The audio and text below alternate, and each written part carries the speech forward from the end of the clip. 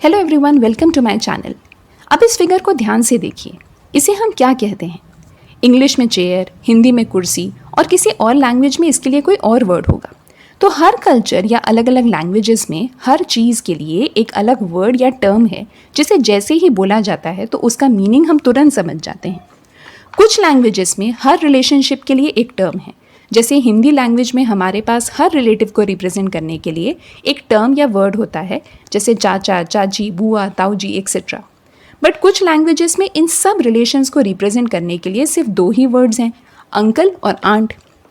आपको पता है रशिया के एक प्रोविंस में लाइट ब्लू और डार्क ब्लू के लिए दो अलग अलग वर्ड्स हैं। बट हम तो इन दोनों कलर्स को इंग्लिश में ब्लू ही बोलते हैं और शेड्स का डिफरेंस बताने के लिए लाइट और डार्क शब्द का यूज़ कर लेते हैं। आप लोगों को लग रहा होगा कि इंग्लिश लिटरेचर के इस टॉपिक पे मैं आपको क्या पढ़ा रही हूँ।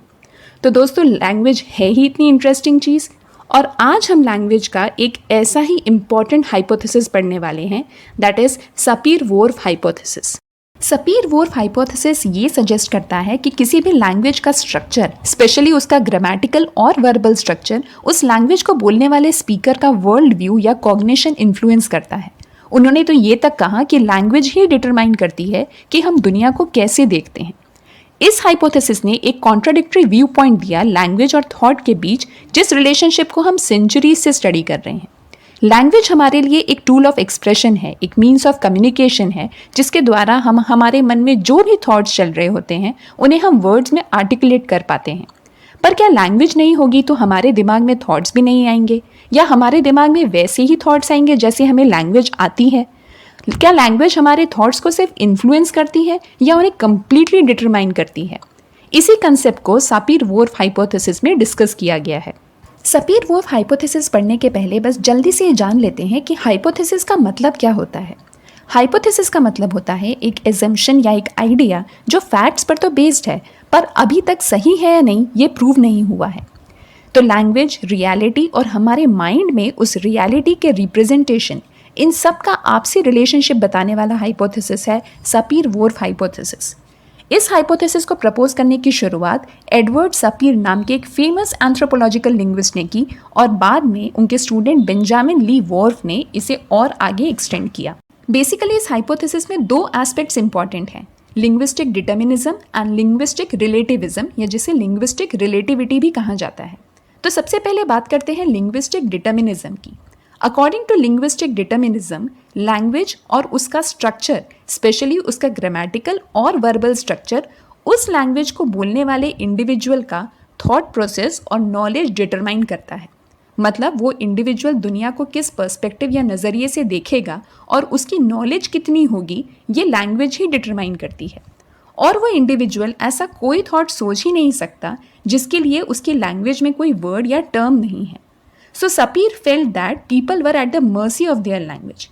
बट इस कंसेप्ट को बहुत ही एक्सट्रीम और कंट्रोवर्शियल माना गया और ये लार्जली डिस्क्रेडिट कर दिया गया, क्योंकि अगर हमारी नॉलेज और थॉट सिर्फ हमारी लैंग्वेज से डिटरमाइन हो रही होती तो एक न्यूबॉर्न बेबी जिसे कोई लैंग्वेज नहीं आती, तो क्या वो सोच भी नहीं पाता? बट वो न्यूबॉर्न बेबी बिना कोई लैंग्वेज जाने भी अपने इमोशंस को अलग अलग तरीके से एक्सप्रेस भी करता है और फील भी करता है, और धीरे धीरे विद एज उसकी नॉलेज भी बढ़ती जाती है। डांस, पेंटिंग और दूसरे कई ऐसे आर्ट फॉर्म्स हैं जो बिना किसी लैंग्वेज के हमारे इमोशंस और नॉलेज को एक्सप्रेस करने के काम आते हैं। इसी कंसेप्ट को एक्सप्लेन करने के लिए उन्होंने कई एग्जाम्पल्स दिए। जैसे उन्होंने कहा कि न्यू गिनी के कई ऐसे पार्ट्स हैं जहाँ जो लोग रहते हैं वो फाइनेंशियली बहुत पुअर हैं, और क्योंकि उनके पास कोई वेल्थ नहीं है इसलिए उन्हें काउंटिंग सीखने की ज़रूरत ही नहीं पड़ी। तो उनकी लैंग्वेज में काउंटिंग के लिए सिर्फ दो ही वर्ड्स हैं, 1 और 2। पर जैसे जैसे वो लोग बाहरी दुनिया के कांटेक्ट में आए तो उन्होंने अपनी लैंग्वेज में काउंटिंग को अडेप्ट किया, और अब 4 को काउंट करने के लिए वो लोग जो वर्ड यूज़ करते हैं दैट इज़ डॉग, क्योंकि डॉग के 4 पैर होते हैं। तो इसी तरीके से अब उन्होंने अपनी लैंग्वेज में 2 के ऊपर की संख्या को काउंट करने के लिए अपनी लैंग्वेज को अडेप्ट किया है। सो वी कैन सी कि लिंग्विस्टिक डिटर्मिनिज्म के मेजरली 3 पॉइंट्स हैं। First point says that language not only influences but it determines thought. Language ही हमारे थॉट और कॉग्निटिव प्रोसेसेस को शेप करती है और उन्हें कंप्लीटली डिटरमाइन करती है। Secondly, it says that speakers of different languages are thought to have fundamentally different worldviews because of the structure and limitations of their language.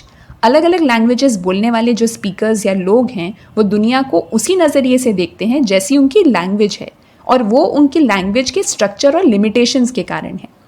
Third is linguistic determinism की theory बहुत extreme और controversial मानी गई है और mostly इसे discredit कर दिया गया है। नेक्स्ट कंसेप्ट है लिंग्विस्टिक रिलेटिविज्म या लिंग्विस्टिक रिलेटिविटी का। अकॉर्डिंग टू दिस कंसेप्ट हर इंडिविजुअल स्पीकर की लैंग्वेज उसके कल्चर से बहुत ज़्यादा इन्फ्लुएंस्ड रहती है, और इसीलिए अलग अलग लैंग्वेजेस में हर एक्सप्रेशन के लिए कोई वर्ड या टर्म होता है जिसका दूसरी लैंग्वेज में वही मीनिंग हो, ऐसा ज़रूरी नहीं होता। So every word in every language does not have a one-to-one exact translation in a different language. So her language की अपनी एक वोकैबुलरी मतलब ग्रामेटिकल और वर्बल स्ट्रक्चर होगा जो इस लैंग्वेज को यूज करने वाले लोगों का वर्ल्ड परसेप्शन और कॉग्निशन बदल देगा। सो इन शॉर्ट, लैंग्वेज हमारे थॉट प्रोसेस और नॉलेज को डिटरमाइन तो नहीं कर सकती, बट हाँ इन्फ्लुएंस ज़रूर कर सकती है। जैसे हिंदी लैंग्वेज में हम कहते हैं रात हो गई, सूरज निकल आया, मस्कुलाइन जेंडर में बोलते हैं, जबकि इंग्लिश लैंग्वेज में इनका कोई जेंडर डिफ्रेंसिएशन नहीं है। बट हाँ, हैंडसम हम सिर्फ मेल जेंडर के लिए और ब्यूटीफुल मोस्टली फीमेल जेंडर के लिए यूज़ करते हैं। अब अगर ये मैं उल्टा कर दूँ, किसी फीमेल जेंडर के लिए हैंडसम या रात और दिन का जेंडर डिफ्रेंसिएशन चेंज कर दूँ तो ये चीज़ बड़ी अजीब लगेगी। क्यों? क्योंकि हमारे लैंग्वेज ने हमारे थॉट प्रोसेस को बहुत ज़्यादा इन्फ्लुएंस किया है।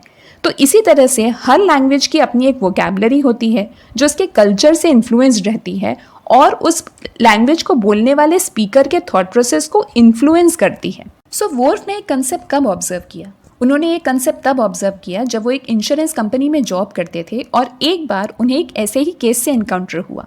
उन्होंने देखा कि एक बिजनेस कंपनी थी जहाँ पर बहुत सारे गैसोलीन ड्रम्स थे। वहाँ पर काम करने वाले वर्कर्स उन ड्रम्स को फुल तभी कहते थे जब उनमें लिक्विड गैसोलीन रहती थी, और कोई लिक्विड नहीं होने पर उन्हें एम्प्टी बोलते थे। बट एम्प्टी ड्रम्स में भी वेपर फॉर्म में गैस हो सकती थी जो कि हार्मफुल हो सकती थी, पर इस चीज़ पर वर्कर्स का ध्यान ही नहीं था क्योंकि वो उन्हें एम्प्टी बोलते थे जिसका मतलब था खाली होना, और खाली का मतलब था हार्मलेस होना।